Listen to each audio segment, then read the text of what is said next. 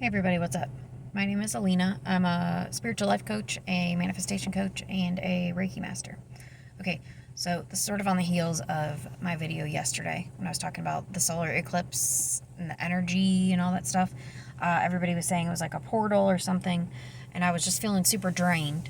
So my message, my little PSA yesterday, was to be gentle with yourself when you have days like that where you're just really super tired, and instead of using it as like a guilt trip and trying to force yourself to like fight through and get through your to-do list, to just take it easy, just be kind to yourself and know that maybe your higher self, your inner being, your soul, whatever, knows something that you don't yet know, like that you need to save up your energy for something, that something's coming and you need to just rest up and take it easy.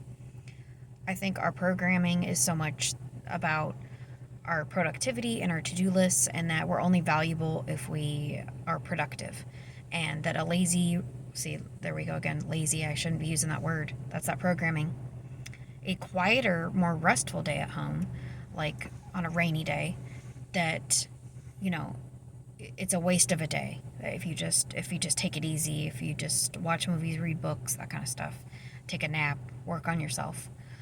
There's something pushing at us, eating at us when we have days like that a lot of times, and we feel like we're not worthy, and we look back on the day and we go, look at, I didn't accomplish anything, so just what a waste of a day, like I must just be a terrible human being. And we tend to spiral, and that's just that old programming that the more you work on yourself, the more you heal, the more you meditate and do those things, the more you're going to see that a lot of that stuff is just, it's nonsense. It's just programming and limiting beliefs that don't serve you. And there's nothing inherently true about those statements. So anyway, so yesterday I was saying I was just going to take it easy and just rest and relax and really listen to my body. I decided not to go to the gym. Like, I felt like I had a good week at the gym. I deserved a day off, and that I just needed the rest. My body was sore. I felt like I got hit by a bus, etc. Well, then it was interesting because when I listened to that, and I really did, I just kind of tried to relax and not do a whole lot. Later that day, I got this burning desire to go down in the basement and start cleaning stuff up. I've had this bag that I've been keeping in the basement storage for like the last year now. I retired from doing hair a year ago when I was very, very pregnant with my fourth baby. I had a moment of clarity where it was like, I'm done. I'm not doing this anymore. This doesn't fit with my identity. Like, I don't know what's going to happen next. I don't know what I'm going to do. I don't have a plan, but I just know that I'm done. So I very kind of abruptly retired, and I've been keeping all this old hair color and stuff for the last year in the basement. And every time I try to throw it out, to go in there and throw it out, or like get rid of some of that stuff, something holds me back, and I end up bringing it back down and just setting it back in the same spot. Recently, through like breath work and these new books that I'm reading and this class I was taking and all of this, I've gotten a lot of clarity, and I just had this like all of a sudden idea, like it's got to go now. It's time to go. I got to clean it out. So I did that, and I went through all my old like hobbies that I thought, oh, maybe I'll like become an Etsy seller. Yeah. Which like that just wasn't a good idea. I really admire people that have successful Etsy businesses and are super crafty and creative, but I just had to realize that wasn't my path. So I like burned through a bunch of different things, like making candles and the resin stuff. It wasn't my forte, it wasn't my passion, it just wasn't the path. But I've been holding on to all this stuff, that and the hair stuff. And I was really realizing that when we get rid of stuff like that, we are making room for the next thing. There's something, it sends a sort of message out to the universe that like, hey, I'm ready, and I'm ready to embrace this new identity. And at the time, I didn't quite know what it was. Now I'm seeing it's my calling is really coaching and working with people about manifestation and just life coaching stuff that comes up. And so I think that I had that desire because I saved up my energy. I listened to my intuition. Again, I was saying yesterday that intuition is a two-way street. You need to trust it for it to trust you. So the more you trust your intuition, the more intuition you're going to get. So if you don't listen to your intuition when it tells you the little things, you're not going to get the big things, the big revelations. It's a relationship of trust. So yeah, when I started going through all that stuff, and I was like, I can let this go. It's safe for me to let this go. I feel safe letting this go. it sends a big message out to the universe, like that you're ready, and it allows you to make room for something new. So I encourage you to think about, what can you make room for? Is there something that you're holding on to that you really don't need to be, and that you really no longer want to, and it's not serving you anymore to keep it? I'm sure there's something in your life that you can do. People talk about, like, when they go on a weight loss journey, which I've been on since I had my fourth baby. The correct term really should be releasing of weight. I like that. Someone on YouTube, a Reiki healer, used that, and I thought that was a much better term. Because losing weight, she said, is like that you want it back, that it's something you've lost that you want back.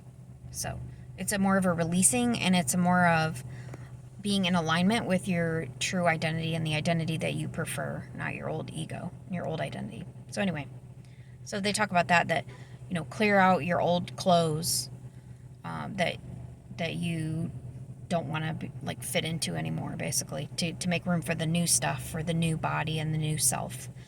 And like in The Secret, I think they talked about making space in your closet for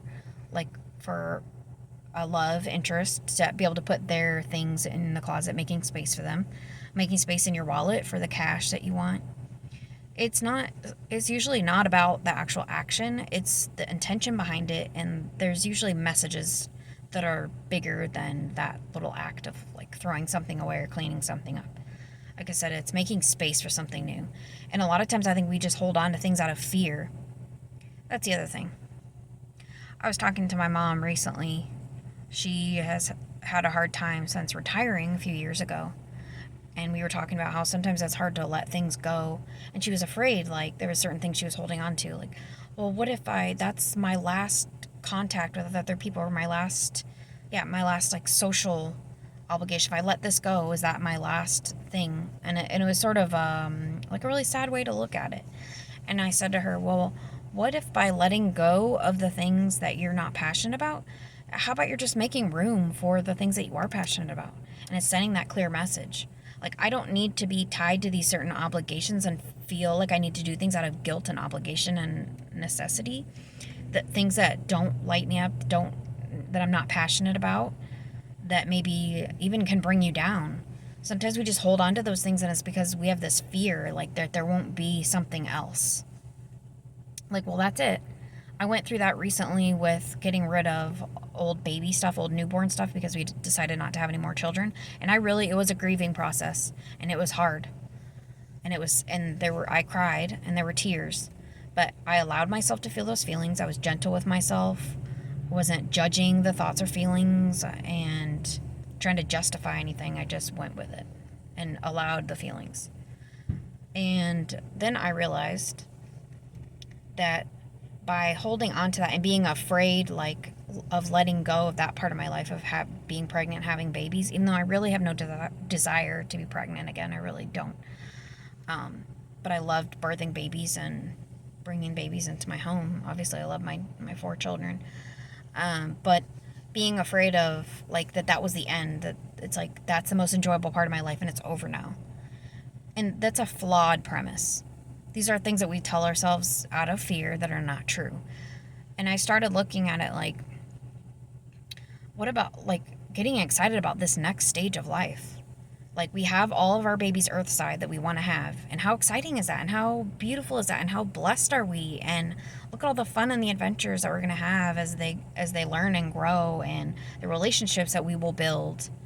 So, yes, you could say it's like, it's reframing maybe to make myself feel better, but I genuinely do believe that there are so many good things to come. And by grieving it, going through it, accepting the feelings, allowing them, not judging them, moving through them, being patient with myself, and knowing it's okay to be a little extra emotional for a while, that's the best way to move through it, is allowing that. Otherwise you get stuck if you don't allow yourself to feel it or to cry. And so by doing that, then I'm embracing and excited about and sending a message out to the universe like, hey, I'm really excited about this next step, about this next stage of my life. Show me how good it can be.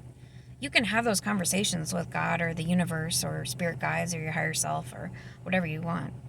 You can have those conversations like, show me how good it can be. I'm willing to be open and to let things go. Now show me how good it can be and guide the way. So that's my spiel for today. So think about how you can make room for some more exciting parts of your journey and the next step forward. Allow yourself to feel when you need to, and when you're grieving something, just know that it's okay and it's perfectly acceptable. And when you're tired and you need a more restful day, just allow yourself to have that, because you might really need to conserve your energy for something in the near future. You don't know. We don't know what's just around the corner, and that could be really exciting. So that's it for today. Thank you very much. Like and subscribe.